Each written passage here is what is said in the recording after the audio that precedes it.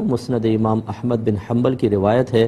کہ وما رآہ المؤمنون حسنا فہو عند اللہ حسن، جسے مسلمان اچھا سمجھیں وہ اللہ تبارک و تعالیٰ کے نزدیک بھی اچھا ہے۔ اور مسلمان سے مراد سب یہاں پر شامل ہیں، یعنی اس میں مفتیان کرام بھی ہوں، علماء ہوں، مشائخ ہوں اور عوام ہوں، صرف عوام کا نہیں ہے اعتبار۔ تو اس کا مطلب دیکھیں اب یہ 15ویں شب بے شمار علماء اس میں شامل ہوتے ہیں، مفتیان کرام ہیں، اس کی باقاعدہ امت کو اجازت دی گئی ہے۔ اس کو جائز طریقے سے اللہ تعالیٰ کی عبادت میں توبہ کرتے ہوئے خوف خدا کے ساتھ گزارا جائے تو اس سے وہی منع کرے گا جو مزاج شرع سے ناواقف ہوگا، کیونکہ ہر زمانے کا عرف بدلتا ہے، لوگوں کی طبیعتیں، ان کی کیفیات بدلتی ہیں، اور ہر دور میں علماء نے لوگوں کی طبیعتوں اور کیفیات پر بہت ساری چیزوں کی بنیاد رکھی ہے۔ مثال کے طور پہ جتنے بھی آپ مساجد لے لیں، کسی بھی مکتب فکر کی لے لیجئے، اس پہ گنبد اور مینار آپ کو ضرور نظر آئے گا۔ آپ ذرا پوچھئے گا یہ کیوں بنایا گیا تھا، اس کے پیچھے بھی عرف کار فرما تھا۔ اسی طریقے سے قرآن پاک پہ زبر زیر پیش لگانا، اسی طریقے سے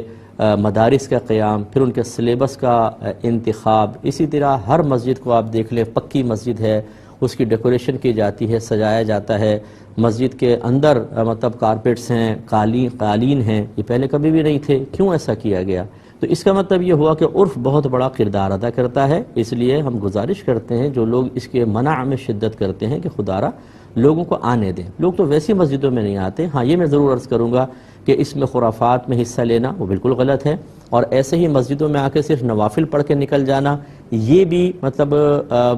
زیادہ فائدہ مند نہیں ہوگا، بلکہ بہتر یہ ہے کہ درس قرآن کا اہتمام ہو، درس حدیث کا ہو، اصلاحی بیانات ہوں تاکہ لوگ جمع ہوں، صلاۃ التسبیح کے نام پہ جمع کر لیں یا نوافل وغیرہ کے نام پر جگ در جگ لوگ آ جائیں گے شوق میں، اور پھر وہاں اچھا اصلاحی بیان ہو تاکہ لوگ فرض نمازوں کی طرف آئیں۔ ان اوقات کو کیش کرنے کی ضرورت ہے، ان کو ضائع کرنا یہ بالکل مناسب نہیں ہے، قوم کبھی باز نہیں آئے گی۔ اصول شرع آپ دیکھ لیجئے، نبی کریم صلی اللہ علیہ وسلم تشریف لائے، جو اہل علم سن رہے ہیں باعث سلم کیوں نبی کریم صلی اللہ علیہ وسلم نے جائز رکھی تھی وہ سے ذرا مجھے بتائیں، اور پھر بعد میں صحابہ کرام نے بیع استثناء کیوں جائز قرار دی تھی، اسی کیا وجہ تھی؟ تو خلاصہ کلام یہ ہے کہ لوگوں کی عادت، ان کے مزاج کو دیکھا جائے، اس وقت لوگوں کی یہ مزاج اور عادت بن چکا ہے، اس کو اچھے انداز سے ڈیل کرنا چاہیے تاکہ لوگ دین کی طرف بھی آئیں اور تنفر پیدا نہ ہو، مسائل پیدا نہ ہو۔ حضرت سیدہ عائشہ صدیقہ رضی اللہ تعالی عنہ ارشاد فرماتی ہیں کہ شعبان کی 15ویں رات تھی، یعنی شب برات کی رات، فرماتی ہیں شعبان کی 15ویں رات تھی، میں نے اچانک نظر ڈالی تو حضور میرے بستر میں تھے، پھر میری نظر پڑی تو حضور نہیں تھے، میرے دل میں گمان آیا، خیال آیا کہ شاید کسی اور زوجہ کی طرف حضور کا میلان تباہ ہو گیا ہو، وہاں تشریف لے گئے ہوں۔ فرماتی میں اٹھی باہر گئی تو نبی کریم علیہ السلام جنت البقیع میں تھے، قریب ایک جگہ پہ حضور دعائیں مانگ رہے تھے۔ فرماتے میں گیا تو حضور فرمانے لگے ابو بکر کی بیٹی تو نے کیا گمان کیا کہ اللہ کا رسول تیری حق تلفی کرے گا؟ عرض کی حضور آپ مالک ہیں، کہیں اور جانا چاہیں تو میری طرف سے پابندی نہیں۔ کہتی ہے وہاں کھڑے کھڑے میرے رسول کریم نے بیان فرمایا، یہ ترمذی کے لفظ ہیں، حضور نے فرمایا عائشہ یہ شعبان کی 15ویں رات ہے، مدینے میں سب سے زیادہ بکریاں بنو کلب کا قبیلہ پالتا تھا، فرمایا آج کی رات بنو کلب کے قبیلے کی بکریوں کی تعداد کے مطابق اللہ میری امت کے لوگوں کی بخشی فرما دے گا۔ یہ وہ رات ہے۔ جناب عائشہ صدیقہ رضی اللہ تعالی عنہ نے بات رات کو سنی تنہائی میں نبی پاک سے، رات کو تنہائی میں حضور سے سنی، سویرے جناب عائشہ نے کل امت کو بتائی۔ اگر یہ بات اہمیت والی نہ ہوتی تو بی بی صاحبہ آگے روایت کرتی، یہ کتابوں میں آتی، یہ لوگوں کو بتاتی۔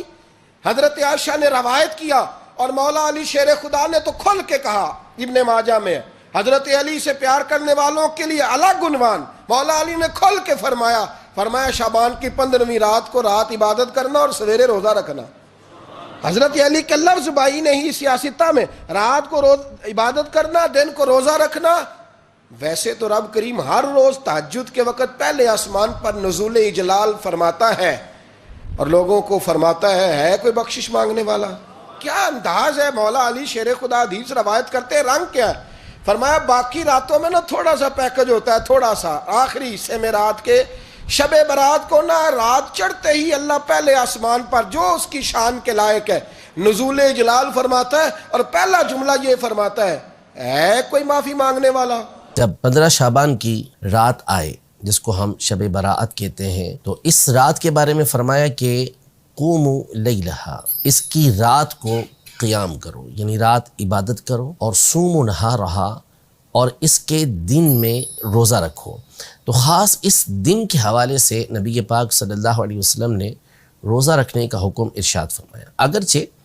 کہ سند کے اعتبار سے اس حدیث پر کلام کیا گیا ہے، ایسے ضعیف کہا گیا ہے، لیکن جس طرح اصول محدثین کی روشنی میں اس حدیث کو ضعیف قرار دیا گیا ہے، یوں ہی محدثین کے اصول کی روشنی میں یہ بات بھی بالکل واضح ہے کہ فضائل اعمال کے اندر جہاں پر کسی عمل کی فضیلت آئی ہو، ترغیب دی گئی ہو، تو اس میں ضعیف حدیث پر عمل کرنا یہ بالکل جائز اور مستحب کام ہوتا ہے۔ تو نبی پاک صلی اللہ تعالیٰ علیہ وآلہ وسلم کی اس حدیث مبارکہ کی روشنی میں خاص 15 شعبان کا روزہ رکھنے کا حکم بھی ہوا، اور اس رات قیام کرنے کا یعنی عبادت کرنے کا بھی حکم ہوا۔ اور ویسے بھی دیگر احادیث طیبہ جو صحیح ستہ کے اندر موجود ہیں، صحیح حدیثیں ہیں، اس میں یہ مذکور ہے کہ نبی پاک صلی اللہ تعالیٰ علیہ وآلہ وسلم شعبان کے اکثر دنوں کے روزے رکھا کرتے تھے۔ اور جب آپ سے اس بارے میں پوچھا گیا کہ آپ اس مہینے کے روزے خاص طور پہ کیوں رکھتے ہیں، تو آپ علیہ الصلوۃ والسلام نے ارشاد فرمایا کہ اس مہینے میں اعمال اللہ کی بارگاہ کے اندر پیش کیے جاتے ہیں، اور میں چاہتا ہوں کہ جب میرا عمل اللہ کی بارگاہ میں پیش ہو تو میں روزے سے ہوں۔